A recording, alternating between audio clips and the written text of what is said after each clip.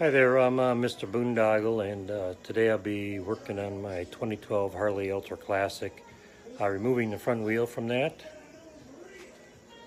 Have a little dent in my fender. I'll show you that in a minute. As soon as I turn this camera around. As you can see, I had a tool bag on the front of this when I went out to Sturgis this year, and had a real hard stop here with the deer, and I didn't hit the deer, but front brake and the tool bag didn't mix, so I got a nice little dent there. So I'll be removing the front wheel today and trying to get that dent out there a little bit better. This is a full dresser Ultra, like I said, 2012. I also have a couple other bikes in the house here, a couple of Excelsiors that I love working on also. And of course, other toys as well. But getting back to the Harley here. First thing you got to do is you got to have a jack to get that front wheel off the ground. So I have just a small little lift jack here to lift it up. To do that,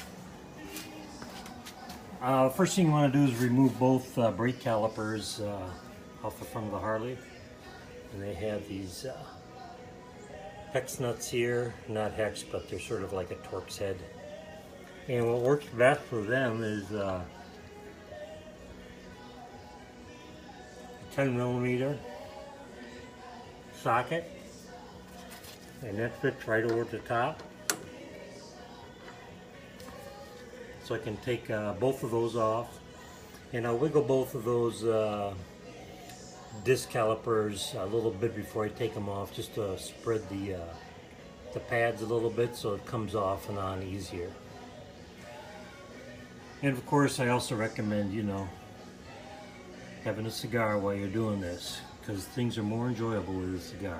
Of course, I won't drink while I'm fixing this, so I try to remain lucid. Okay, so I've removed both calipers, and you can let them hang by the hydraulic lines, but I don't like to do that. It just puts extra stress on them, or don't want them bang against the metal to create any more scratches or problems for me. So I just, I have foot pegs on here, so I just bungee cord them back there on both sides. As you can see here, the other side's bungeed out also. Then as I remove the front wheel, I will use a punch here in this hole here to hold this end of it steady. And then I'll be using a 15/16 socket to break loose and remove this side of the spindle, the axle. And I'm using my 1/2-inch breaker bar. It's a little bit longer than my 3/8, so this will give me a little bit more torque on that. I'll get this loose, and then I'll jack the bike up. I've loosened the front axle nut, as you can see here. It's loose. I'm just leaving the nut on there in case I need to use a rubber mallet to bump this out after I jack the bike up, get the pressure off it. But what I'm going to be doing next is loosening up this clamp down here on the bottom of the right side of the bike as you're sitting on it. And I'll be using a 13mm socket on that, regular 6-point. I'll just loosen this up so I can get the axle pushed out. I'll pull the axle all the way out, and then I'll be able to get that tire off of there. Okay, now I've loosened up these, for the lower clamp of the axle there, I've loosened up these cinch bolts. And I'm going to tap out the axle. So I'll go back over to this side. Remember, I left the nut on, so we get a little room there to make sure it's going to be loose. And of course it's nice and loose, so we'll pop that nut and washer off. Lay them down there. And then we'll work on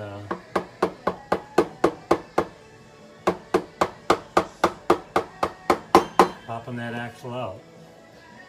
Now I'll need both hands to pull the axle out and get the the tire out and I'll jack up the bike a little bit more. I have it just elevated right now, so it's off of the floor, no pressure on it. So we'll work on that. It's got some dirty grease on it. It's full glory, so that's out of there. I just had the bike jack up just a little bit right now, and what I did is it was a little stubborn about halfway through, so I just put a brass punch in there and lightly tapped it till it came out.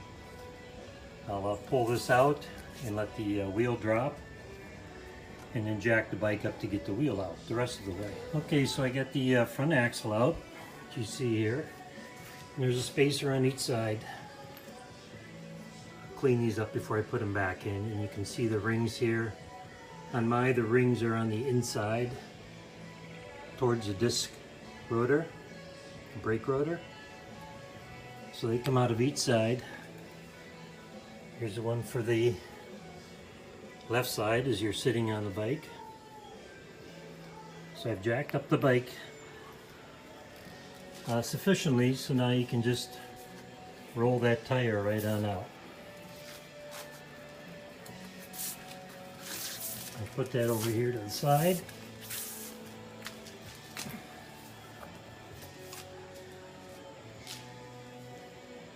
While I finish off my destruction of the front fender.